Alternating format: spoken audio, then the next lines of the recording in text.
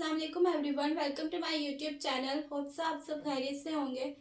तो कल हमने लेवल ऑफ ऑर्गेनाइजेशन कंप्लीट कर लिए, ठीक है। तो आज है सेलुलर ऑर्गेनाइजेशन। हमने एक टॉपिक पढ़ा था, एक लेवल पढ़ा था, ऑर्गेनेली एंड सेल लेवल।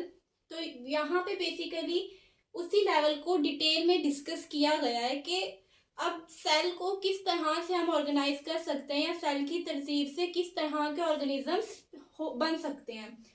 तो पहली जो बात है, सबसे पहली बात कि 5 मेजर ग्रुप्स ऑफ ऑर्गेनिजम्स के ऑर्गेनिजम्स को 5 ग्रुप्स में डिवाइड कर दिया गया। दुनिया जहां में जितने भी ऑर्गेनिजम्स हैं उन सब को साइंटिस्ट ने 5 ग्रुप्स में डिवाइड कर दिया। पहले नंबर पे prokaryotes, eukaryotes, fungi, plants and animals. Prokaryotes basically bacteria को भी कहा जाता है, इसकी एग्जांपल है बैक्टीरिया। अब प्रोकैरियोट्स क्या होते हैं? बेसिकली प्रो का मतलब होता है बिफोर और कैरियोट लफ्ज निकला है कैरियोन से, जिसका मतलब होता है न्यूक्लियस।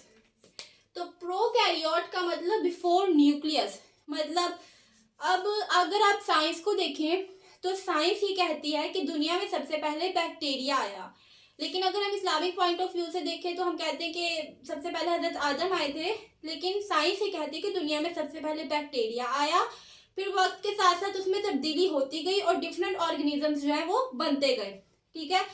तो हर चीज में वक्त के साथ साथ तब्दीली आती रहती है। जैसे आप इस दुनिया को ही देख लें, इस दुनिया को अगर हम हजारों साल पहले देखें तो ये किसी और तरह की थी, लेकिन वक्त के साथ साथ इसमें मॉडिफिकेशन आती गई, तब्दीली आती गई। इसी तरह प्रोकैरियोट्स ऐसे सेल्स थे जिनमें न्यूक्लियस नहीं था। पहले जो सेल्स होते थे यानी बैक्टीरिया, तो उनमें जो थे न्यूक्लियस इतना प्रोमिनेंट, इतना वाजे नहीं होता था। तो वक्त के साथ साथ मॉडिफिकेशन होती गई, सेल्स में जो है डिफरेंट जो है ऑर्गेनेलीज आई और उसमें न्यूक्लियस भी वाजे हो गया। तो ये साथ मॉडिफिकेशन के साथ साथ हुआ। तो पहले नंबर पे प्रोकैरियोट्स, जिनकी एग्जाम्पल है बैक्टीरिया। प्रोकैरियोट्स ऐसे सेल होते हैं जिनमें जो न्यूक्लियस होता है वो वाजे नहीं होता, और ये पहले होते थे और अब भी होते हैं। इनकी एग्जांपल है बैक्टीरिया, उनमें जो न्यूक्लियस है वो ज्यादा प्रोमिनेंट नहीं होता। और दूसरे नंबर पे है यूकैरियोट्स। यू का मतलब होता है क्लियर, वाजे, ठीक है। यूकैरियोट और कैरियोट लफ्ज निकला है कैरियोन से, जिसका मतलब है न्यूक्लियस। अब इसका मतलब प्रोकैरियोट्स पहले थे बैक्टीरिया जिनमें न्यूक्लियस इतना प्रोमिनेंट नहीं था, उसके बाद मॉडिफिकेशन हुई और किस तरह टाइप के सेल्स आए? यूकैरियोट्स, ठीक है। यूकैरियोट्स ऐसे सेल्स थे जिनमें जो न्यूक्लियस था वो प्रोमिनेंट आया, जिसमें जो है वो वाजे नजर आया न्यूक्लियस, उनको हम कहते हैं यूकैरियोट्स। फिर तीसरे नंबर पे है फंजाई। फंजाई का एक अलग ग्रुप है, ये माइक्रो ऑर्गेनिजम्स होते हैं, इनका एक अलग ग्रुप है, ठीक है। उसके बाद प्लांट्स। प्लांट्स आप सबको पता है कि प्लांट्स का एक ग्रुप है। उसके बाद है एनिमल्स, और इस जो है इस इन ग्रुप्स के मुताबिक ह्यूमंस जो है उनको भी एनिमल्स के ग्रुप में शामिल किया गया है। ह्यूमंस का एक अलग से ग्रुप नहीं बनाया गया, बल्कि उनको एनिमल्स के ग्रुप में शामिल किया गया है। तो ये 5 मेजर ग्रुप्स हैं ऑर्गेनिजम्स के। पहले नंबर पे प्रोकैरियोट्स, ऐसे यानी ऑर्गेनिजम्स जिनमें न्यूक्लियस वाजे नहीं था। तो ऐसे वो कौन से ऑर्गेनिजम्स हैं? बैक्टीरिया। दूसरे नंबर पे यूकैरियोट्स, जिनमें मॉडिफिकेशन हुई और जिनमें न्यूक्लियस जो है वो प्रोमिनेंट हो गया। फिर तीसरे नंबर पे फंजाई, ये माइक्रो ऑर्गेनिजम्स होते हैं, इनका एक अलग ग्रुप है। फिर प्लांट्स का अलग ग्रुप है और एनिमल्स का अलग ग्रुप, जिनमें ह्यूमंस भी शामिल हैं। उसके बाद है टाइप्स ऑफ सेल। अब इनमें कंफ्यूज नहीं होना, ये थे ग्रुप्स ऑफ ऑर्गेनिजम्स, यानी दुनिया जहां में जितने भी ऑर्गेनिजम्स हैं उनका ग्रुप। ये है सेल्स की टाइप। तो पहले नंबर पे है प्रोकैरियोट्स और दूसरे नंबर पे है यूकैरियोट्स। प्रोकैरियोट्स का मैंने मतलब बता दिया कि ऐसे ऑर्गेनिजम्स थे, यानी ऐसा सेल जिसमें न्यूक्लियस वाजे ना हो। और दूसरे नंबर पे यूकैरियोट्स, जिसमें न्यूक्लियस वाजे होता है। अब अगर हम इन ग्रुप्स को यानी इन ऑर्गेनिजम्स के इन ग्रुप्स की तरफ देखें तो पहले नंबर पे जो ग्रुप है प्रोकैरियोट, वो उसमें सेल की ये वाली टाइप पाई जाती है, यानी वो प्रोकैरियोटिक सेल उनमें होता है। बाकी जो हम जितने भी देखें यूकैरियोट्स, फंजाई, प्लांट्स और एनिमल्स, उनमें कौन से सेल पाए जाते हैं? यूकैरियोटिक सेल्स, ठीक है। तो अब बुक में भी ये लाइन लिखी हुई है कि पहला जो ग्रुप है उसमें कौन सा सेल होता है? Prokaryotic cell. बाकी जितने भी ग्रुप्स पूछना है, ये चारों के चारों, उनमें कौन सा सेल होगा? Eukaryotic cell. तो ये थे टाइप्स ऑफ सेल। उसके बाद है सेलुलर ऑर्गेनाइजेशन, यानी सेल की तंजीम, कि सेल अपने आप को किसी भी ऑर्गेनिज्म के में किस तरह तरतीब देता है, या सेल की तरतीब से किस तरह के ऑर्गेनिजम्स बनते हैं। तो पहले नंबर पे है यूनिसेलुलर, फिर कॉलोनियल और फिर मल्टी सेलुलर। अब यूनी, मैंने बार बार बताया कि यूनी का मतलब होता है एक, और सेलुलर मतलब सेल। तो यूनिसेलुलर मतलब एक सेल। अगर जो है किसी ऑर्गेनिज्म में एक सेल हो तो उसे हम कहते हैं ये कौन सा ऑर्गेनिज्म है? Unicellular organism. और उस ऑर्गेनिज्म का जो साइज होता है वो भी एक सेल के बराबर ही होता है। वो बहुत ही छोटे माइक्रो ऑर्गेनिजम्स होते हैं जिनको हम माइक्रोस्कोप से देखते हैं। तो यूनिसेलुलर यानी ऐसे ऑर्गेनिजम्स जिनमें एक ही सेल पाया जाए। जैसे अब ह्यूमंस हैं, इनमें तो कितने सारे सेल्स पाए जाते हैं, फिर वो सेल्स मिलके टिश्यूज बनाते हैं। वो लेवल्स में पढ़ा था ना, टिश्यूज फिर ऑर्गन्स। लेकिन ये ऐसे ऑर्गेनिजम्स होते हैं जिनमें सिर्फ एक ही सेल पाया जाता है। इनमें किसी भी किस्म के कोई भी टिश्यूज या कोई भी ऑर्गन्स नहीं पाए जाते। अब एक और चीज कि इस तरह के जो ऑर्गेनिजम्स होते हैं उनकी जितनी भी लाइफ एक्टिविटीज होती हैं, अब जैसे हर एक ऑर्गेनिज्म की डिफरेंट लाइफ एक्टिविटीज होती हैं, तो यूनिसेलुलर ऑर्गेनिजम्स की जो भी लाइफ एक्टिविटीज होती हैं वो सिर्फ एक उस सेल पे डिपेंड करती होती है। जैसे उसकी रेस्पिरेशन, उसकी एनर्जी, उसकी प्रोटीन सिंथेसिस। अब हमारे इन सारी एक्टिविटीज के लिए तो डिफरेंट सेल्स हैं, और फिर हमारी एक्टिविटीज के लिए डिफरेंट ऑर्गन्स हैं, कि जैसे हमारा हार्ट है वो हमारी क्या करता है? ब्लड सप्लाई करता है। लेकिन डिफरेंट हमारे पास ऑर्गन्स हैं, फिर सेल्स हैं। लेकिन इस तरह के जो ऑर्गेनिजम्स होते हैं उनकी जो एक्टिविटीज होती हैं वो सिर्फ एक ही सेल करता है, उसमें किसी भी किस्म के टिश्यू या किसी भी किस्म का ऑर्गन नहीं होता। तो इसकी एग्जांपल भी दी हुई है।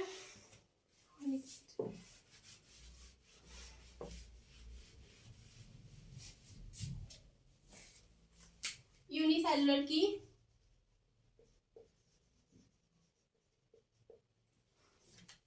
एग्जांपल्स दी हुई हैं। पहले नंबर पे है अमेबा।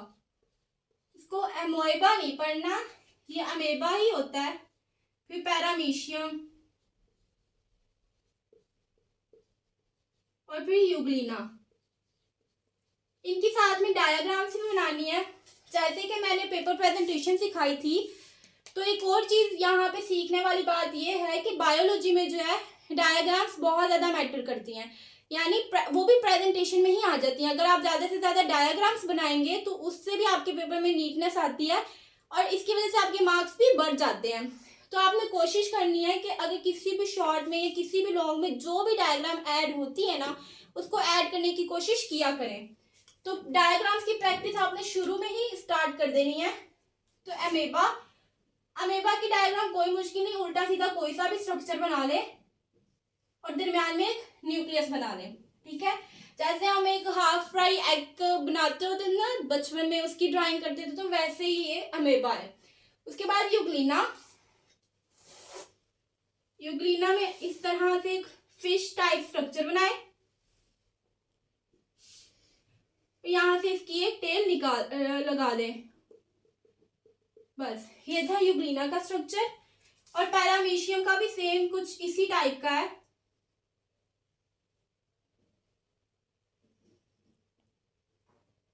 पैरामीशियम, और इसके बाहर जो है वो कांटे टाइप जो है वो लगा दें।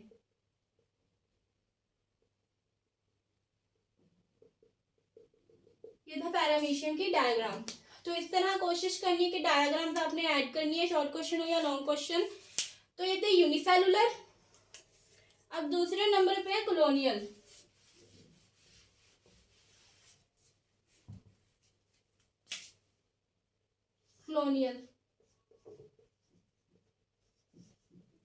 बेसिकली ये जो है नेम से ही इंडिकेट हो रहा है, जैसे हम कहते हैं कॉलोनी। अब कॉलोनी क्या होती है कि अगर डिफरेंट जो है डिफरेंट घर जो होते हैं अगर एक ही गली में हो तो हम कहते हैं ये एक कॉलोनी बन गई है, ठीक है। तो इसी तरह कॉलोनियल सेलुलर ऑर्गेनाइजेशन में क्या होता है कि होते तो यूनिसेलुलर ऑर्गेनिजम्स हैं, यानी वो ऑर्गेनिजम्स जिनमें एक सेल पाया जाता है वो एक साथ रहते हैं, ठीक है। एक साथ रह के मिलकर वो क्या बना देते हैं? कॉलोनी। जैसे एक डिफरेंट घर जो है डिफरेंट घर जो है वो एक जगह पर होते हैं तो वो क्या बना देते हैं, कॉलोनी। इसी तरह यूनिसेलुलर ऑर्गेनिजम्स होते हैं, वो एक ही जगह पर रहते हैं और वो क्या बना देते हैं, कॉलोनी। अब इसकी एग्जांपल है Volvox. Volvox basically green algae होती है, ग्रीन एल्गी। अब एल्गी क्या होती है, आपने अक्सर देखा होगा कि घरों में टैंक्स वगैरह होते हैं पानी वाले जो, तो उसमें भी उसके इर्द गिर्द जो है वो ग्रीन ग्रीन सी वो काई टाइप जो है वो बन जाती है। किसी तालाब में उसके जो है ना पानी के इर्द गिर्द किनारों पे वो ग्रीन ग्रीन कलर का कुछ जो है नजर आती है, जिसे काई वगैरह भी बोला जाता है। तो वो बेसिकली एल्गी होती है, ठीक है। तो ग्रीन एल्गी की ये टाइप है वॉलवॉक्स। अब इस जो कॉलोनी बनती है, जो यूनिसेलुलर ऑर्गेनिजम्स मिलके जो है कॉलोनी बनाते हैं, अब उसमें ये नहीं होता कि वो एक दूसरे पर डिपेंड कर रहे हो, नहीं, वो अपने आप पे ही डिपेंड करते हैं। वो अपनी वाइटल रिक्वायरमेंट्स जो होते हैं वो खुद ही पूरी करते हैं। ऐसा नहीं होता कि वो एक दूसरे पर डिपेंड करें। जैसे हमारे मोहल्ले में या कोई कॉलोनी होती है जिसमें डिफरेंट घर होते हैं, तो ऐसा तो नहीं होता ना कि एक घर दूसरे घर पे डिपेंड कर रहा हो कि मेरे घर का काम आके दूसरे घर की जो है वो कर जाए, ऐसा नहीं ना होता।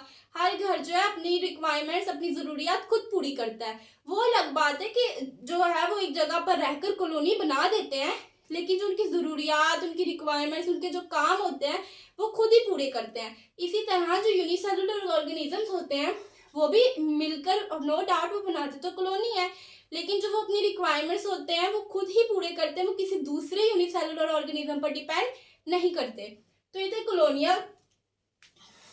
उसके बाद है मल्टी सेलुलर।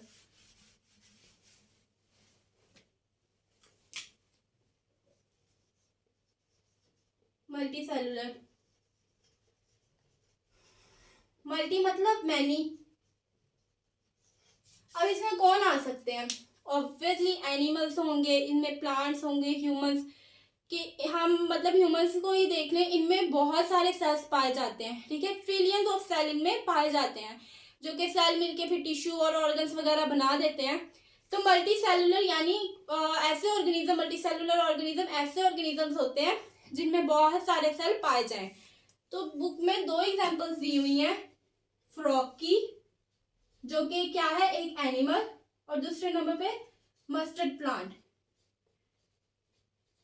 मस्टर्ड प्लांट यानी सरों का प्लांट, इसे सरों का प्लांट भी कहा जाता है। देखा होगा आप सबने सरों का पौधा, वो अक्सर जिसके ऊपर वो येलो येलो कलर के फूल होते हैं, तो वो वाला प्लांट होता है ये मस्टर्ड प्लांट। और फ्रॉग बेसिकली इसकी एग्जांपल बुक में तो सिर्फ यही 2 दी हुई हैं, लेकिन इसमें ह्यूमंस भी शामिल हो जाते हैं क्योंकि वो भी मल्टी सेलुलर होते हैं।